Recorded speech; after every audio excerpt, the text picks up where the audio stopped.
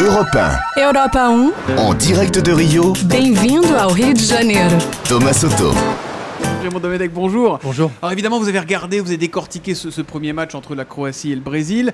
Les Brésiliens ont pris l'avantage sur un pénalty. Alors, il y avait ou il n'y avait pas pénalty? Est-ce que c'est la première boulette du mondial? Oui, on va pas le cacher, c'est une erreur d'interprétation.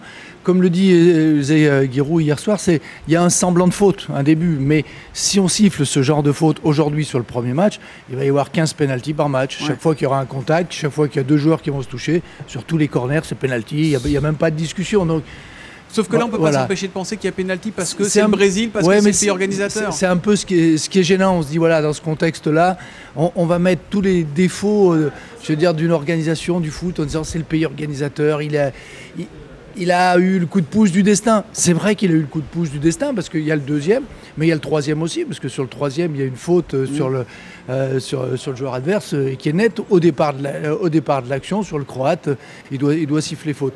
Donc ça fait deux fautes. Mais bon, comme on dit, c'est les aléas d'une Coupe du Monde. C'est dommage que ça arrive sur ce premier match. Dans ce contexte-là, on aurait aimé que les Brésiliens gagnent autrement que sur un coup de pouce du destin. Oui, parce que là, normalement, il doit y avoir un partout. Donc, s'il y a 2 buts entachés de nullité et un but contre leur camp des Brésiliens. Et il peut y avoir un partout.